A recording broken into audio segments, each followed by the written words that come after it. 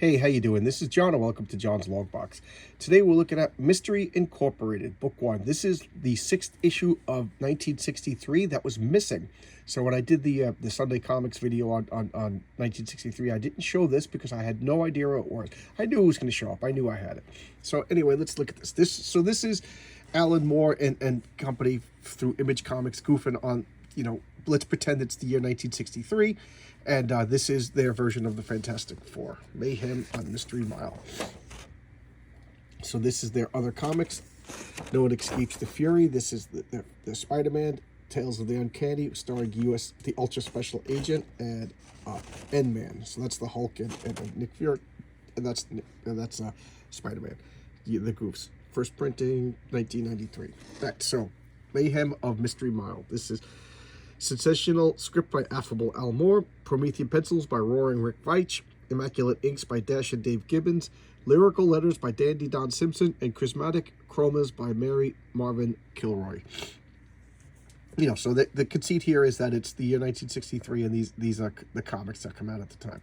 So I love this guy. Look, this is the planet, and the planet is going through this building, and he's just smashing everything, and just flames, just and all these crystals are growing on him.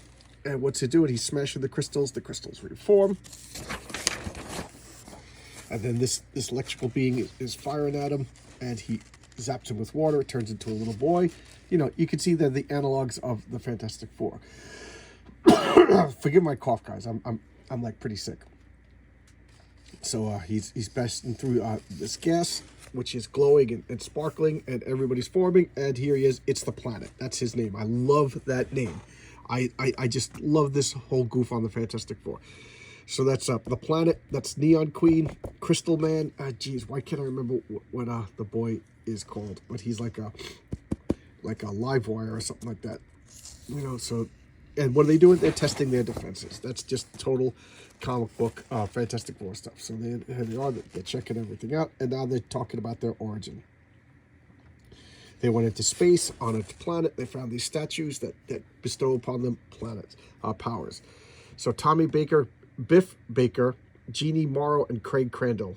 They became the planet, Kid Dynamo, Neon Queen, and Crystal Man. It's the Fantastic Four. It's so great. Now they did their origin.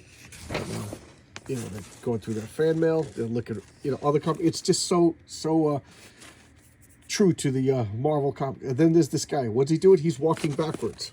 He's walking back. You read his dialogue backwards. That is just a gimmick that drives me nuts. I do like Zatanna, but man, I just hate reading the dialogue backwards. There's a few things, you can hear my voice wheezing. There's a few things in comics that I just can't stand. Reading backwards dialogue, and when you open it up and you have to hold the comic like that. Like I just hate it. But anyway, I digress.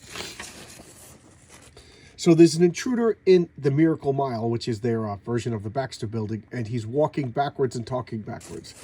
So Crystal Man, he can form his body to different crystals. You can see him when you can see through the crystals when he's thinking, and he's forming formulas and equations because that's the science.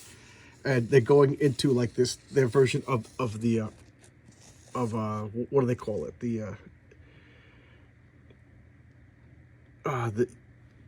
but there's a word for it. Instead of the negative zone, it's like the impossible zone or something. And then I love this goofing on the Boltons. They're just making it look like an old nostalgic Marvel comic as much as possible.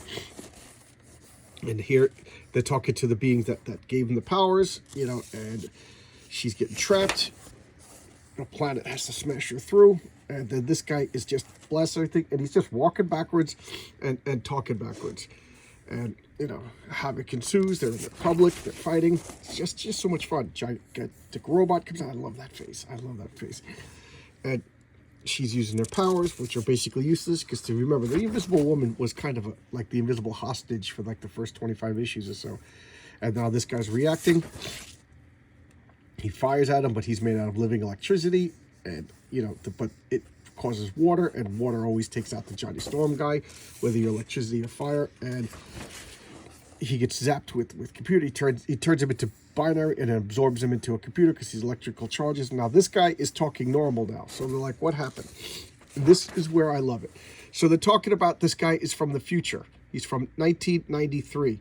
And as he was traveling backwards in dimensions, so he came from Earth 2, and he was traveling back in time. So he was walking backwards, talking about until he got to the point where it materialized, and then from there he could, talk normally. I just love that. So they're like, what?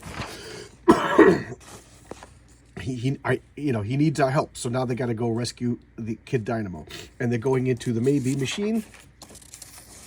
Fake letters, pin-ups like they used to do in the Fantastic Four, Neon Queen, Kid Dynamo, the planet. Oh, that's just so cool. And there will be stories. In the future, there will be stores that sell nothing but comic books. So this guy is predicted the future. In 1993, you'll be able to go to a store and there'll be nothing but comic books for sale there. Wouldn't that be great? I just love goofing on all that stuff. It's so much fun. But anyway, there you go. This is a short video. Shamed by You English. I love this. I love this. Shamed by You English. The goofing on learn to speak better. This just an ad. Guys, again, I'm feeling really sick. So I'll keep this one short. But I'll see you tomorrow for Sunday Comics. All right. So I'm just glad I found my lost comic. Bye bye.